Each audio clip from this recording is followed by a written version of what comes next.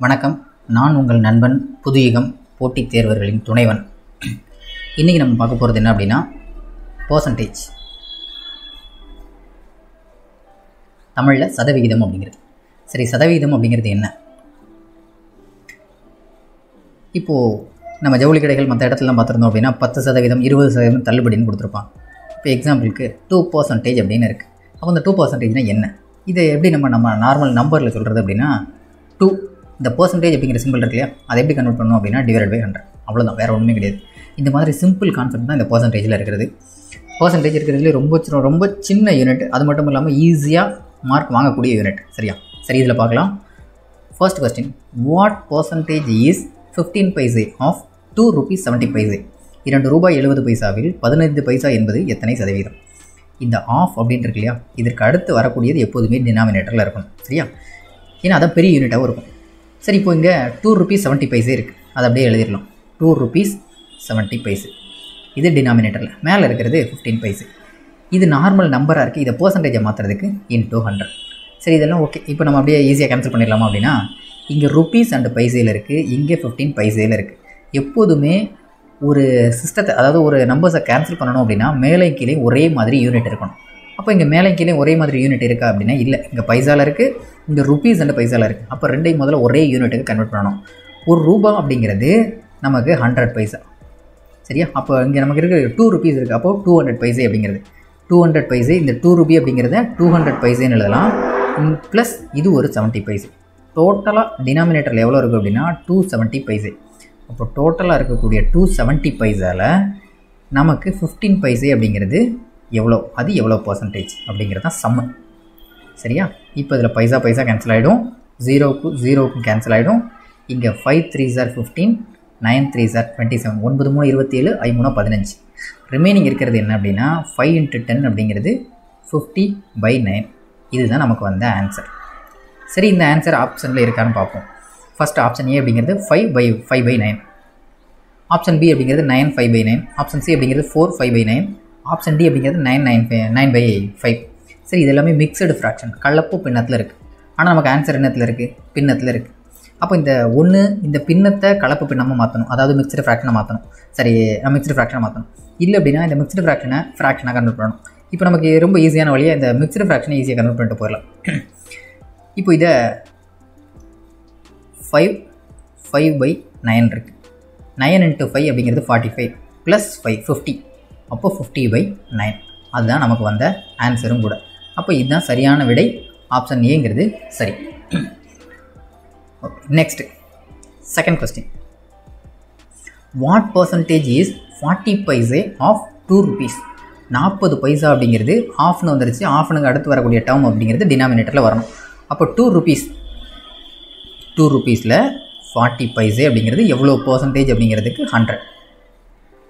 சரி, இப்போ ருப்பீஸ் மேலே பைசே, அப்போ ரெண்டையும் ஒரே யூனிட்டுக்கு மாற்றணும் இல்லையா? அப்போ என்ன பண்ணலாம் அப்படின்னா 40 பைசே / 2 rupee அப்படிங்கிறது 200 பைசே × 100.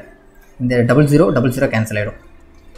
அப்போ ரிமைனிங் 2னா இங்கே 20 = 20% அப்படிங்கிறது சரியான விடை. அவ்வளோதான், சிம்பிளான கொஸ்டின்ஸ், வேறு ஒன்றும் இல்லை. இதெல்லாம் பேசிக்ஸ். அடுத்த third questions, 280 candidates appeared for an examination of which 252 passed. The failed percentage எவ்வளோ அப்படிங்கிறது கேள்வி. அதாவது ஒரு தேர்வில் 280 பேர் கலந்து கொண்டனர், அதில் 252 பேர் தேர்ச்சி பெற்றனர் எனில் தேர்ச்சி பெறாதவர்களின் சதவிகிதம் என்ன? மொத்தம் டோட்டல் ஸ்டூடெண்ட்ஸ் 280, அதில் தேர்ச்சி பெற்றவங்களோட கவுண்ட் எவ்வளோ அப்படின்னா 252. அப்போ ரிமைனிங் எவ்வளோ அப்படின்னா 10லேருந்து 2 போனால் 8, 7லேருந்து 5 போனால் 2, 28 பேர் தேர்ச்சி பெறாதவர்கள். அப்போ இந்த 28 பேர் தான் எவ்வளவு பர்சன்டேஜ் அப்படிங்கிறத கண்டுபிடிச்சோன்னா அதுதான் ஆன்சர். சரிங்களா? மொத்த கவுண்ட் எவ்வளவு? 280 பேர், அதில் 28 பேர் அப்படிங்கிறது எத்தனை சதவீதம்னு கேட்குறாங்க. சரிங்களா?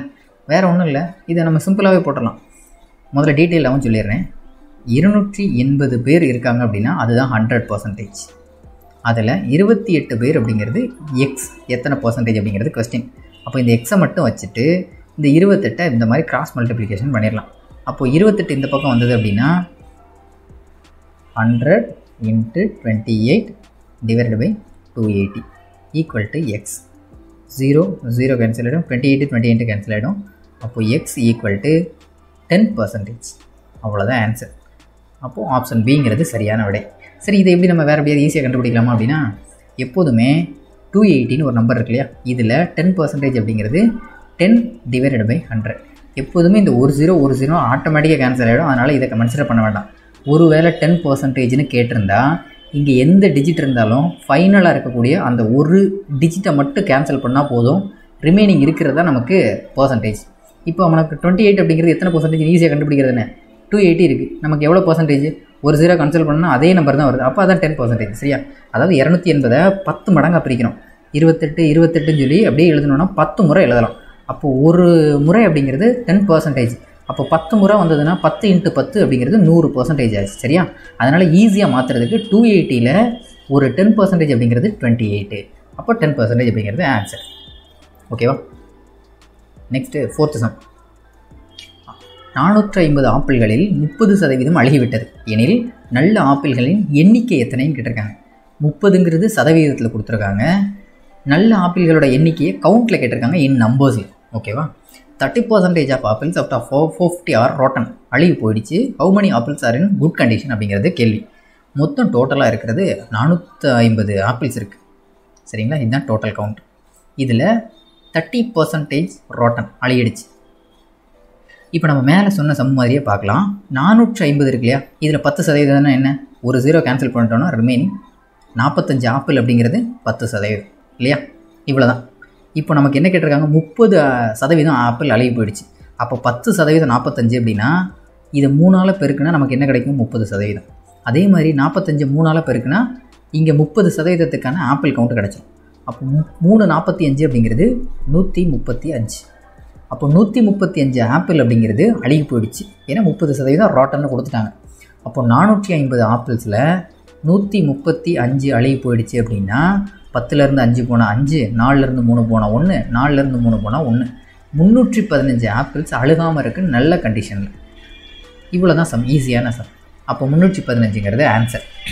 அதாவது என்ன பண்ணியிருக்கோம், இதில் நான் மொத்தம் 450 ஆப்பிள் இருக்குது, அதில் 30% அழுகி போயிடுச்சு. அப்போ அந்த 30% அழுகி போனது எவ்வளோன்னு தெரிஞ்சிருச்சுன்னா ரிமைனிங் உள்ளது எவ்வளோன்னு கண்டுபிடிச்சிடலாம் இல்லையா? அப்போ அந்த 30% அப்படிங்கிறது எத்தனை நம்பர்னு தெரியணும். அதை கண்டுபிடிக்கிறதுக்கு தான் 450 ஆப்பிளில் 10% அப்படிங்கிறது 45.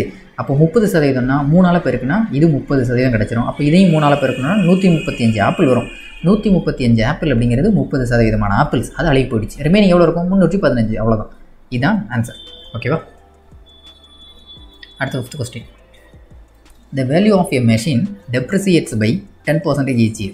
A man pays ₹50,000 for the machine. Find its value after 3 years. அதாவது ஒரு மிஷின் வாங்கியிருக்கோம். அப்போ நம்ம பே பண்ணுறது எவ்வளோ பே பண்ணியிருக்கோம் அப்படின்னா ₹50,000 பே பண்ணியிருக்கோம். இந்த மிஷின் வாங்கியாச்சு அப்படின்னாலே திரும்ப நம்ம விற்கும்போது விலை குறைஞ்சிட்டே தான் போகும். எதனால் குறையுது? அதோட தேய்மானம் அப்படின்னு சொல்லணும் இல்லையா, அந்த தேய்மானம் தான். அப்போ ஒரு வருஷத்துக்கான தேய்மானம் எவ்வளோ அப்படின்னா 10% ஒரு வருஷத்துக்கு. இப்போ நமக்கு எத்தனை வருஷத்துக்கு தேய்மானம் கேட்குறாங்க அப்படின்னா 3 வருஷம் தேய்மானம்லாம் கழிஞ்சது போக அதோட அமௌண்ட் எவ்வளோ அப்படின்னு கேட்குறாங்க. சரிங்களா? அப்போ முதல் வருஷம் 10% இல்லையா? 10% என்ன சொல்லியிருக்கோம்? ஒரு நம்பர் கொடுத்துருந்தாங்கன்னா அதோட ஃபைனல் ஜீரோ கட் பண்ணிட்டோம்னா ரிமைனிங் 10%. அப்போ 10% எவ்வளவு? 5000 ரூபா. அப்போ 5000 ரூபா முதல் வருஷம் குறைஞ்சிரும். அப்போ முதல்ல நம்மளோட எவ்வளோ அமௌண்ட்டு பே பண்ணியிருக்கோம்? 50000 ரூபா. 50000 ரூபா கொடுத்து தான் நம்ம வாங்கியிருக்கோம். வாங்கினதுக்கப்புறம் அந்த மிஷினில் ஒரு வருஷம் முடியும் போது அதோட மதிப்பு 5000 ரூபா குறைஞ்சிரும். அப்போ இப்போ நம்மக்கிட்ட எவ்வளோ இருக்கும்? இது முதல் வருஷம் குறையிறது. அப்போ நம்ம இப்போ எவ்வளோ 5000 ரூபா குறையிறதுனால இப்போ நம்ம அந்த மிஷினோட விலை எவ்வளோ அப்படின்னா 45000 ரூபா. ஓகே. அடுத்து 2வது வருஷம் வருது. 2வது வருஷம் வரும்போது இதுலேயும் ஒரு 10% குறைஞ்சிடும். 10% என்ன சொல்லியிருக்கோம்? இதில் ஒரு ஜீரோ கட் பண்ணிவிடும். அப்போ ரிமைனிங் எவ்வளோ இருக்கும்? 4500 ரூபா 2வது வருஷம் வரும்போது குறையும். அப்போ 4500 ரூபா எதுலேருந்து குறையும் அப்படின்னா ஏற்கனவே 45000 இருக்கு இல்லையா, அதிலிருந்து தான் 4500 ரூபா குறையும். 45000லேருந்து 4500 ரூபா குறையும்.